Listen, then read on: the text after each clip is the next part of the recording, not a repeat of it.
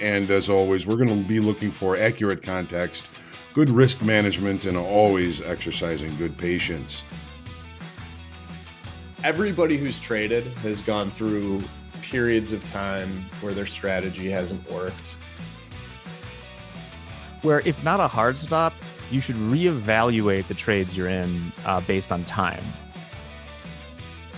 That's what we're here for, is to put ourselves in the best success. A trading routine does that, builds that habit, lets you know what to work on, what to reflect on, and what to improve on the next day.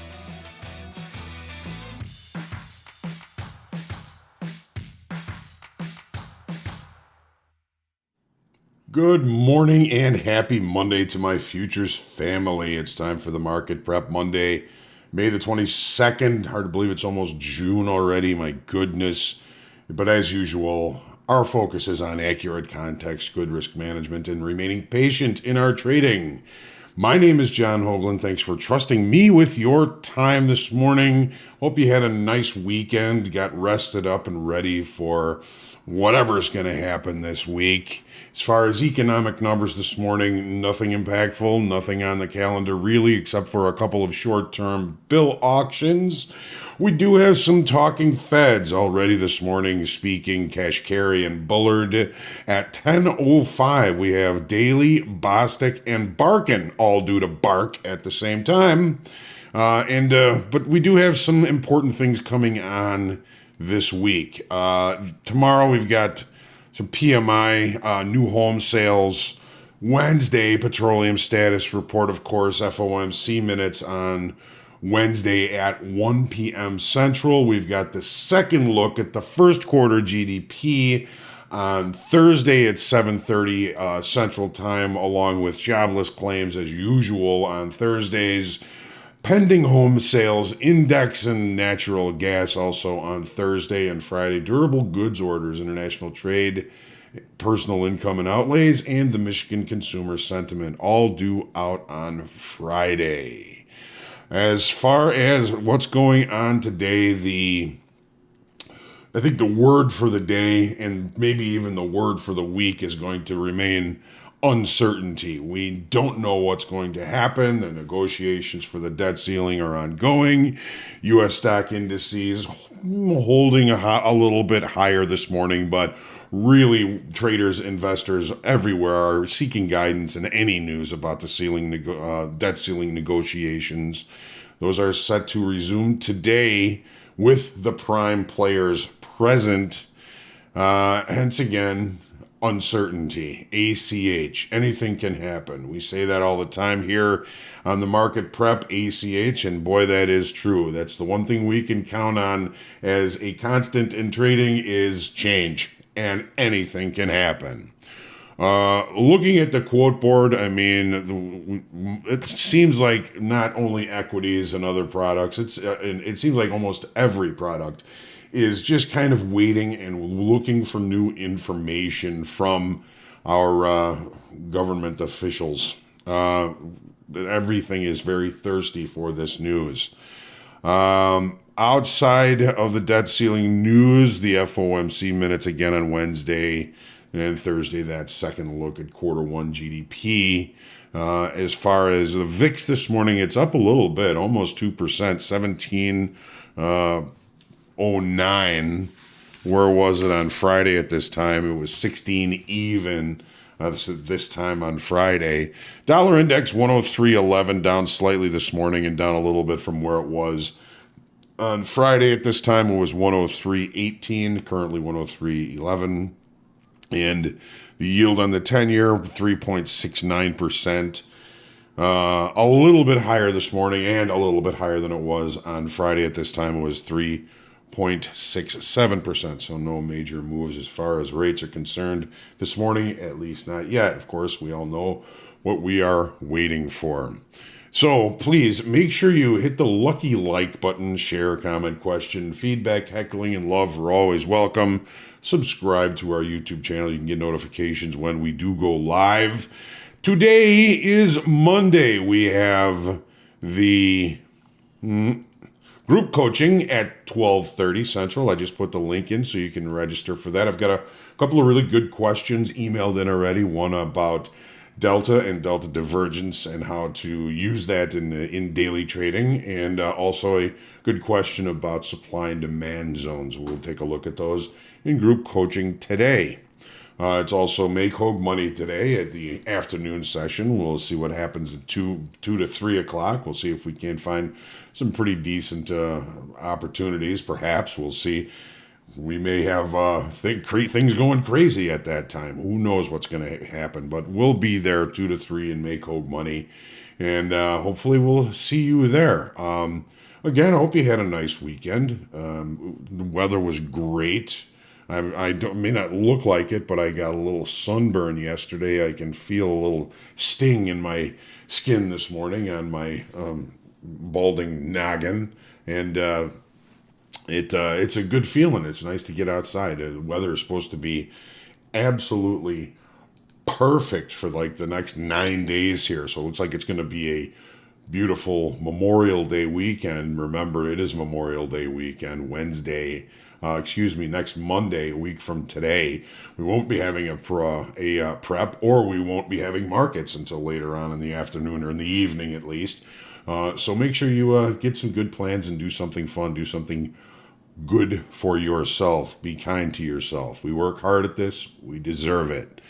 On a personal note, today is my 12th formal anniversary here at Top Step. I got to tell you, it has been a pleasure the whole way. It's been a lot of work and a lot of thought and a lot of just enjoying doing what I do. I mean, I tell people all the time, it's just wonderful to love what you do, and I hope that for everybody. And I've been blessed enough here in my life to pretty much love what I do. There have been a lot of really hard days and really hard times as a trader, but some really good and days, and I tend to remember the good above the bad. So again, it's been at least 12 wonderful years. I really started doing stuff kind of on the side, I guess, in 2011, but in 2012 is when it was formalized, and it's been a gas ever since. I've met so many great, wonderful people, including all of you. So good morning, Will. First in the room. What's the prize? He wants the prize to be debt ceiling deal. That would be something that would be good, right? Jay, good morning. Shaw, good morning. Brian, Brody, Pete, the Rooster. Kevin, good morning to you. Grounds Hero, Jimmy Decker, good morning. Bill, good morning. Jason, Jason Lewis, Jason Blackwell, good morning to both of you. Vlad, Scott Saw, and he conquered. Stephen, Alejandro, Sarah Hall, good morning. George Lacey says good morning to all of you. My guy Vince is with us. Anissa, good morning. Trading Research, DA, Robert, Harrison, good to see you. Andy, Mitchie, Timothy, Chillax, Bill, Rusty Golfer, my spirit animal, good morning. Denise, good morning. Mrs. Robin 141, new here. I've noticed I haven't seen that chat name here before. Welcome. We're glad you're here. Hopefully you're going to get some decent information here for us from the market prep and from the charts. And it's always about context here. Henry, Rusty Golfer, great coaching session with Robert on Friday. Rusty, thank you very much for commenting on that. Great. I'm very happy you had a good session, or a great session, with Robert. Robert is a wonderful trading coach, and glad you enjoyed it. And it's a great thing, right? That we have coaches that you can set up appointments with and talk to and learn from, all free. It's just part of the deal, right? It's a great thing. So if you haven't yet checked out the one-on-one coaching, I highly suggest you do it. Wonderful coaches here. Rooster, Bear Goes Long. Shy T, good morning.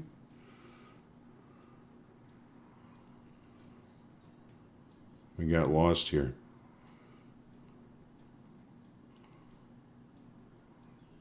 There we are. NASDAQ, good morning.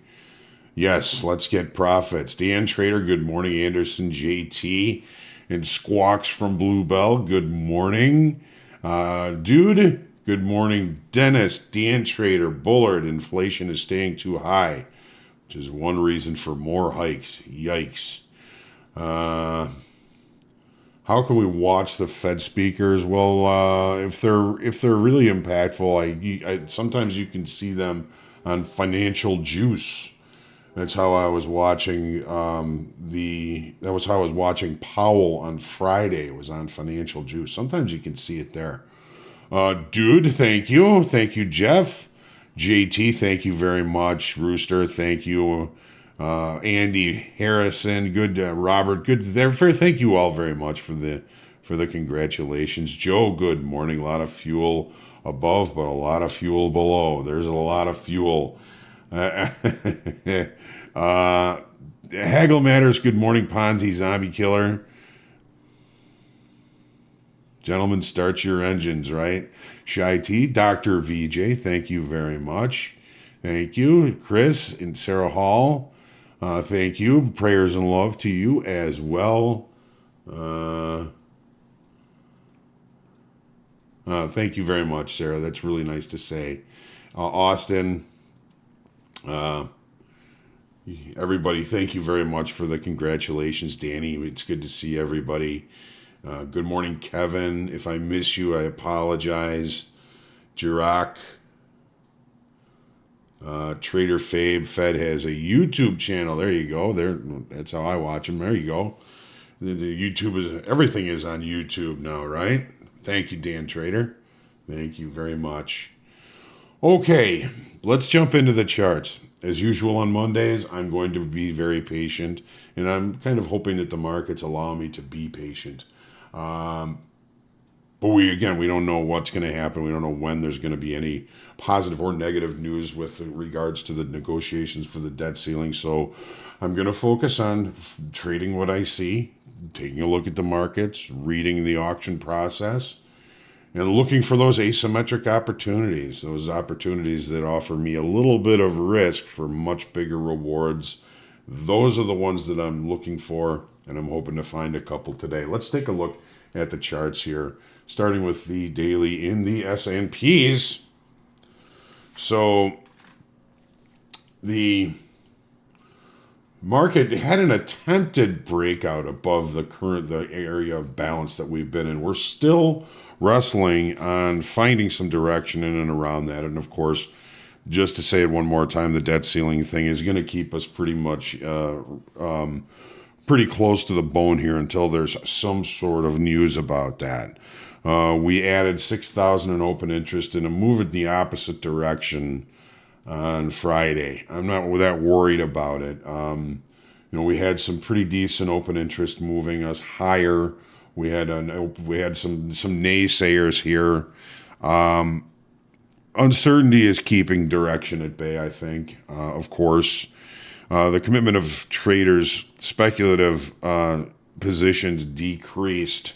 So, with an increase in open interest, I think we did end up putting some new shorts into this market. Now, there's a lot of speculation that I've been reading about all weekend, how the longer time frame players may be underinvested in this. They're looking for or hoping for some sort of a deep pullback where they're going to be able to buy. So, if there is a debt ceiling agreed upon and passed, I think there's some pretty good upside legs possible for this.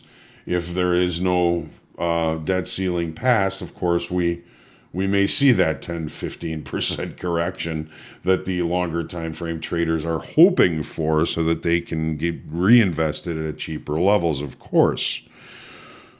So we got to just see what we're going to see. We're going to look at the shorter time frame trades here now. We're going to be looking at where did we finish last week? Where are we opening today? Well, we've got some overnight inventory to the long side, but we're pretty close to settlement. We're in the middle of range, and value. Now, it was a double distribution trend day on Friday to the downside, but look at value. Value is signified here by the red areas in these profiles. Value continues to roll higher even though it was a down day on Friday. What does that tell us about what kind of participants came into the marketplace? Well, we've got the market kind of here in an area of potential repair.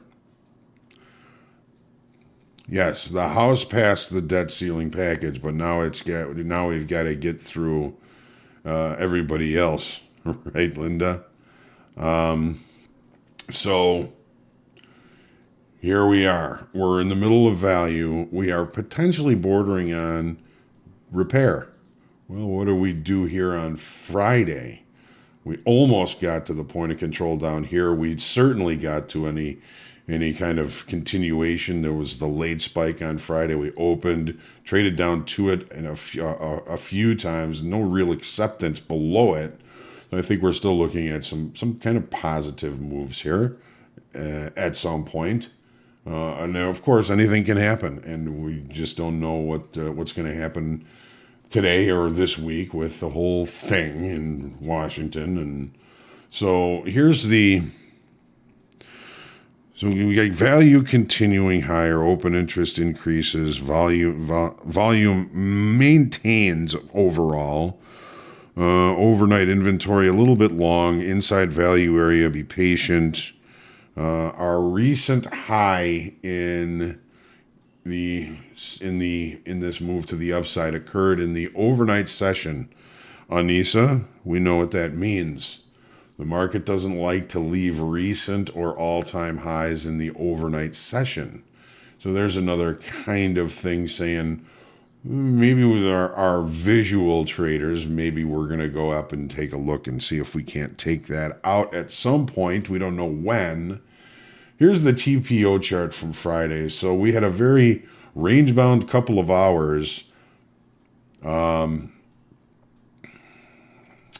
The double distribution day that was created on Friday had excess low excess high, really kind of a weak high up here.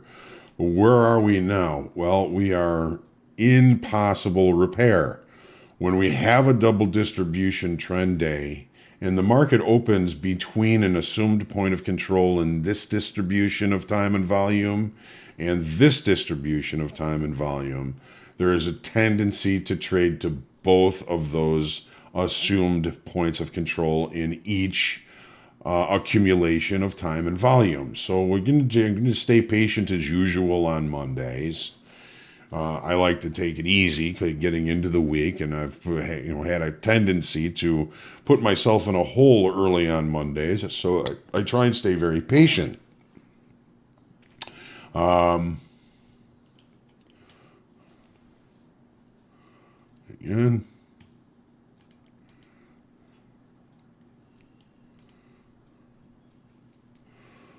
All right. One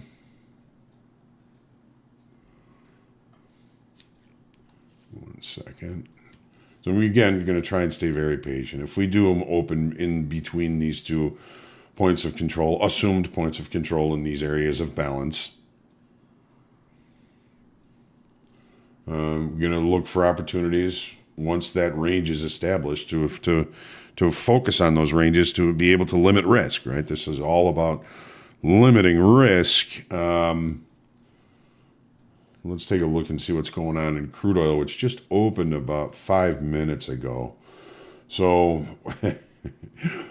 the weekly kickoff levels have been sneaking up on price for a while. Do you see how close these levels are now? I mean, it's less than $3 apart. The market is coiling. We did lose open interest on Friday.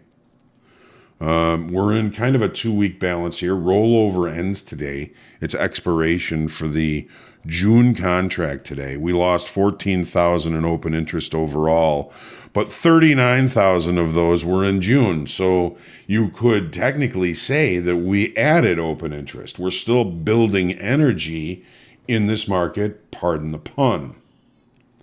So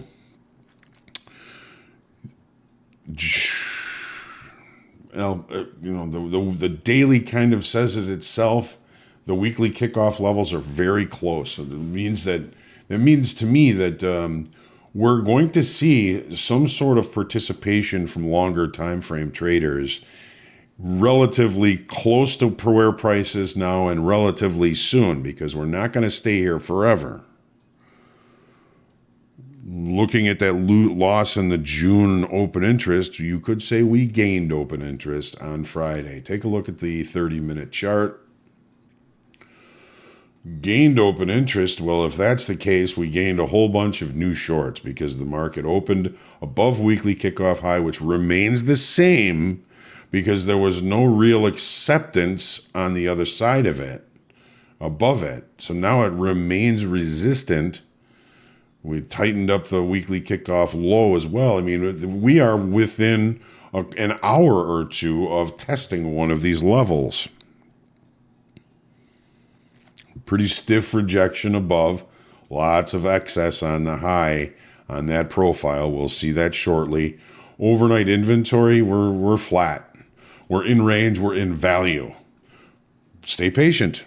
Look for opportunities as the day goes on. I might even let the first an hour or the initial balance establish itself before getting involved here. Take a look at the TPO chart. So there's your excess. It's a normal variation extreme to the downside day with a high excess high and a low excess low. But again, opening in range and in value tells me probably better trade locations are likely to come as the day goes on. I'm going to let that market establish its early range here on a Monday and focus on those extremes for my opportunities. Anything can happen. Remember, all of these markets will be affected when there is some sort of news. All right. NASDAQ. Boy, oh boy, that healthy upside running NASDAQ. Whoops, hang on. So with lower volume, we lost open interest of approximately 8,000 contracts. Friday, you could say, was a day when some folks took some profits. Some long liquidation occurred. Upside structure still remains to the strong.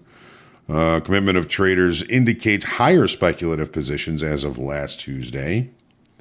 So we've got a lot more speculators in the NASDAQ here, it seems. Take a look at the 30-minute chart. So opening down here, right?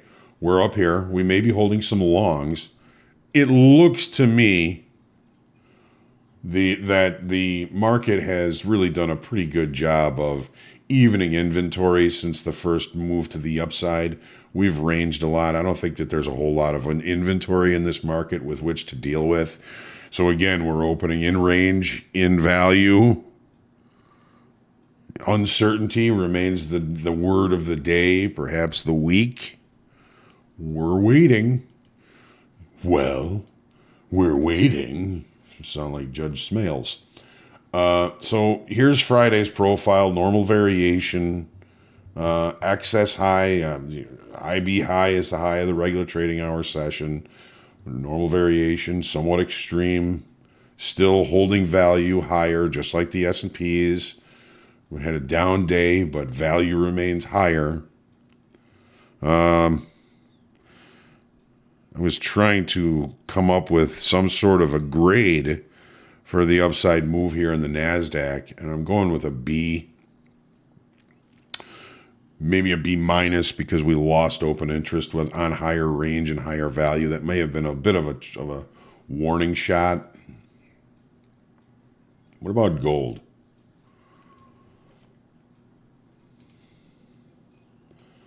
So downside structure remains, but it's getting a grade of D for the auction to the downside. Why? Volume has been good, but we've lost open interest on the last 4 sessions. 1, 2, 3, 4. All 4 of those sessions didn't bring new business. They were liquidating old business. We lost open interest for 4 days in a row, only losing 1,000 in open interest on Friday, but we can see on Thursday we lost 11,000. Wednesday we lost 22,000 in open interest. Wednesday we lost 14,000. So there was a losing 14,000, losing 22,000, losing 11,000, and then losing approximately 1,000 on Friday. The auction isn't performing well. Directionally, it looks vicious. It looks healthy. But underneath, on its little beating heart, it's suffering. So we get a pullback on Friday. What's it look like on the 30-minute chart? Well, one big shot, right? Double distribution, one big move.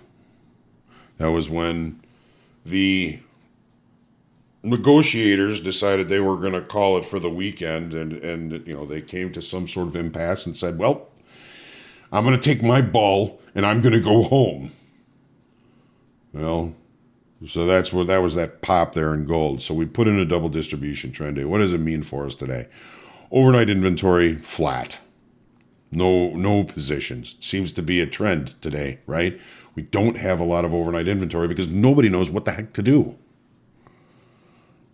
Inside the value area, stay patient. Possible if we accept inside of the double distribution area here, we could fall into repair. It's a much clearer picture on the TPO chart. Right, so here's the upper distribution, here's the lower distribution. Here's an assumed point of control of the upper distribution. Here's an assumed point of control of the lower distribution. If we start to show acceptance in this area here, where there wasn't a lot of time and volume spent, the market can just kind of fall into rotation between those two levels. We're looking for that opportunity to see acceptance in the excess, which is the late spike to the upside. But if we start taking that out, that excess is at risk of crumbling, and we may see this market come all the way back down to this point of control. With lack of anything else to do, any new information, it's my primary hypothesis for gold today is to let the market establish its early range and work those extremes for either failure or continuation inside of yesterday's range. Now, of course, anything can change, anything can happen, but it's just a kind of a primary thought on, well, if we don't get new news and we accept, the tendency naturally is to trade to the comfort level down here as well as the comfort level up here. See, these points of control are kind of levels of comfort. They're areas where a lot of traders felt comfortable transacting business. Well, that's not where I want to trade. I want to trade where people are uncomfortable transacting business, because then I can find out quick and cheap if I'm wrong, and then I can also, look at the excesses. The excess is where the money is. If we bought this excess low down here, we caught the best move of the day. If we, sold up here on Thursday, well, we were innovators really, because the market was showing it was too expensive. Sellers were in control, and we caught the best move to the downside. If we're going to go range bound between these points of control, then I'll wait for the extreme to be established here and look at this as extreme up here as a potential area for execution. Here's the euro. We had two direct hits at weekly kickoff low last week. Weekly kickoff low and high remain the same here. Couldn't really find any good technical, mathematical tea leaf or chicken bone levels to close this weekly kickoff high before we'd see market state change at this level. So we're stuck with those, and our closest one, of course, is weekly kickoff low. It was targeted twice last week on Thursday and Friday. If this is kind of a reversal pattern, could this be considered a bullish piercing pattern? There's a double bottom here. Those, some people look at those as support levels. Some people look at those as weaknesses. Although there's much more recent activity and weakness in the market above price currently than below. Take a look at the 30. So yes, we have one naked point of control down here.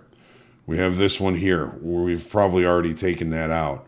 Above, gap, naked point of control, gap, naked point of control. There's all kinds of weak structure above this market, and we have to go very far back in order to get to any weaknesses down below. This gap here, I don't even remember where that came from, but I do leave it on the chart if it remains unchecked, but it goes all the way back here. And go back and check that, but it looks like it is from this contract month. What about the TPO chart?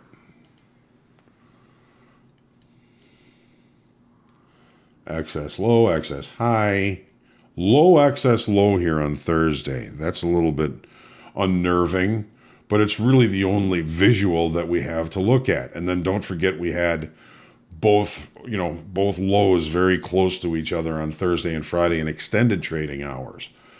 Opening, normal variation, extreme to the upside, opening where we kind of finished the day. I'm going to be patient, and if we do find some legs to the upside, there are plenty of targets. Naked point of control in a gap. Naked point of control. Another gap. Another naked point of control. The dollar starts to show any signs of weakness, we may see a pretty good turnaround to the upside in the euro here. What about here? All right. Here's the 10-year. Downside structure intact. Of course, 1, 2, 3, 4, 5. 5 straight downside days. One time framing to the downside. We were adding a whole bunch of open interest on the way down, but on Friday we lost open interest. So the auction grade is going from a B to a C minus, losing open interest. Volume was higher, that's good, but we didn't bring in business, we took out business. We lost 50,000 in open interest, which isn't necessarily huge for the 10-year, because there's 4 million in open interest, 4 or 5 million in open interest.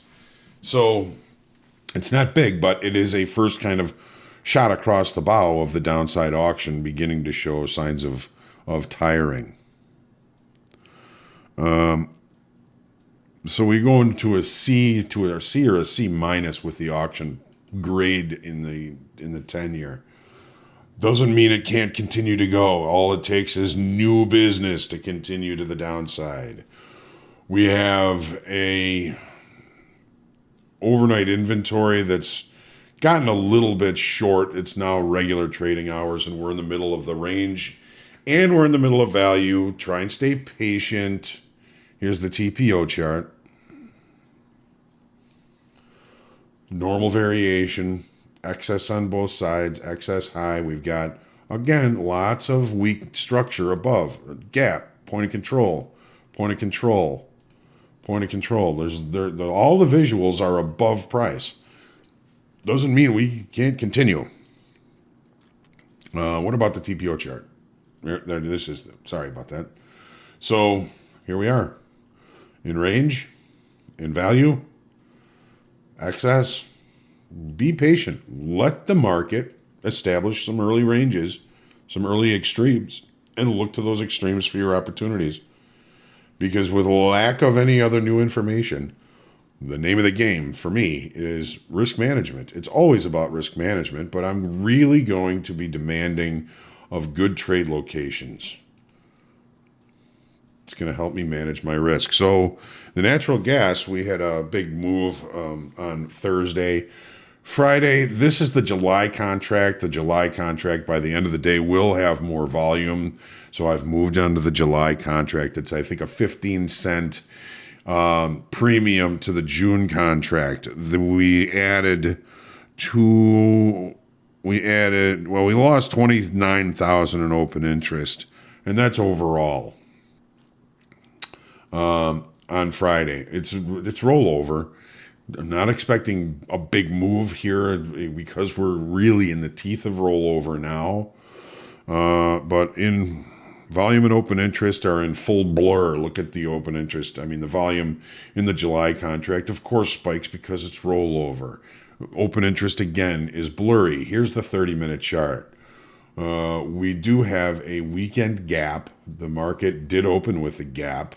We're not showing any signs of closing the gap, so we're going to be looking for opportunities to trade in the direction of the gap, which would have us looking for opportunities for shorts, but I'm going to be really patient and demand the opportunity to sell strength, not to sell into weakness here. Remember, it is rollover. There's a few things in weak structure down here in the form of naked points of control, but we've got those all over the place in this market. Here's the TPO chart. So almost, a double distribution to the downside, opening, failing to accept at higher pricing, continuing that today. We got a decent gap. Look at where we are. We're in a repair area from Thursday. We opened right in the middle of it. I'll be looking for opportunities at this point of control and at this point of control. Right? IB Extreme, no. So we know that we've got our work cut out for us this week, and the idea that we want to remain patient and solvent so that when something does happen, when something does come to us, we have the opportunity to participate. So try not to be in too much of a hurry to get into anything.